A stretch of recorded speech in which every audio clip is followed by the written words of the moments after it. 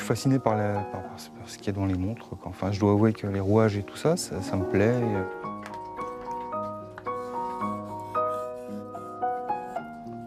Vous vous rendez compte que dans une montre mécanique, il y a tout un truc qui bouge tout le temps.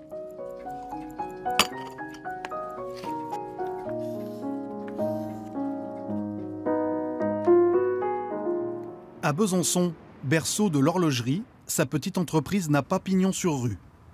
Déjà parce que son immeuble est sur une arrière-cour, mais aussi parce que d'entreprise, pour Julie, il n'y a pas encore. Depuis 2 ans, son petit appartement, elle l'a transformé en atelier. Elle s'est équipée petit à petit, parce qu'il en faut dans son nouveau métier des ustensiles. C'est un chronocomparateur et ça va écouter ce qu'on appelle le tic-tac et la marche de la montre. Ça va donner quelques informations qui sont importantes. C'est l'électrocardiogramme de la montre? Oui, oui, et puis ça va nous permettre, nous, de régler l'avance et le retard, l'alignement de certaines pièces dans la montre, comme l'encre et puis le balancier, et puis l'amplitude et aussi la fréquence, ça nous donne beaucoup d'infos. Chez Julie, des montres, il y en a des centaines. Elle les chine, elle les troque et surtout, elle les démonte et elle les répare. Ça, quand c'est bien mis, balancier, ça se met à osciller quoi, et repart. Quoi.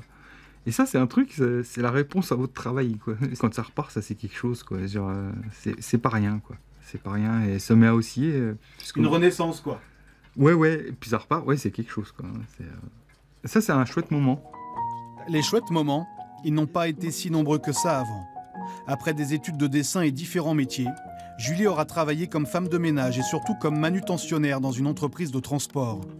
Alors ne cherchez pas de photos ou de traces du passé dans son petit appartement. Cette vie est derrière elle, ou presque.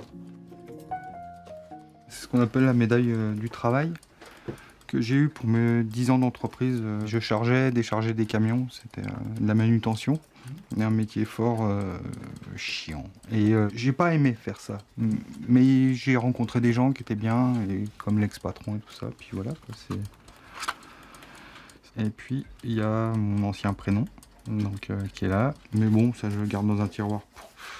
Je sais pas. Si je meurs, quelqu'un va le retrouver. Je sais pas. Julie, on la remet dans le tiroir. Oui. On va. Allez, tiens. Ça c'est fait. En 2016, Julie n'en peut plus de cette vie. Après des années à voir le temps passer et à avoir la sensation de passer à côté, à l'âge de 46 ans, elle démissionne. C'est quand même le dernier patron que j'ai eu qui m'a dit on parle beaucoup de montres, nous deux, là. Et pourquoi vous ne feriez pas une formation dans l'horlogerie?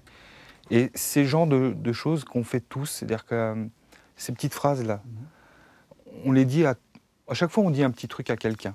Et puis on ne se rend pas compte de ce qu'on dit, on le dit. Et ça fait... c'est une petite graine, quoi. Et c'est ce que ça a fait. Et quelle bonne idée il a eu de me dire ça. Mais quelle bonne idée, quoi. Là, j'ai 2 ans de vie qui sont vraiment bien. J'ai choisi ce que je veux faire. Après, c'est pas si simple. Mais j'ai choisi. Tout n'est pas rose en effet. Ça fait maintenant plusieurs mois qu'elle cherche un emploi. Elle a déjà passé avec succès plusieurs tests professionnels, mais c'est ensuite, à l'issue de l'entretien, qu'elle voit que sa candidature n'est pas retenue. Le genre d'information qui surprend son formateur. Jacques Marguet a eu Julie pendant 1 an. Elle était la plus assidue, la plus motivée et l'une des meilleures. Donc dans le test, tu vas passer un test dans une entreprise. Je lui conseille de donner mon numéro de téléphone donc aux entreprises. S'ils veulent avoir des renseignements sur elle, il n'y a pas de problème. Je peux lui donner ces renseignements et voilà quoi. On va y arriver, Julie. Oser, ça veut rien dire, mais on s'en fait une affaire, et pourtant, c'en est pas une. Il faut s'écouter. Ouais, et puis on n'a qu'une vie, quoi. Il faut trouver des compromis. Il faut faire des contrôles. Vous êtes fier de vous? Ouais. À l'aise. C'est spontané, je crois que c'est sorti tout seul. Hein. Mais oui. Je suis contente de moi, ouais. Vraiment. Pas encore de travail donc pour Julie, mais la fierté légitime d'avoir trouvé enfin sa voie et d'avancer. Avancer après un arrêt, c'est finalement ça, le point commun à nos 3 histoires. Alors demain, Vincent, Camille et Julie vont s'en parler ensemble.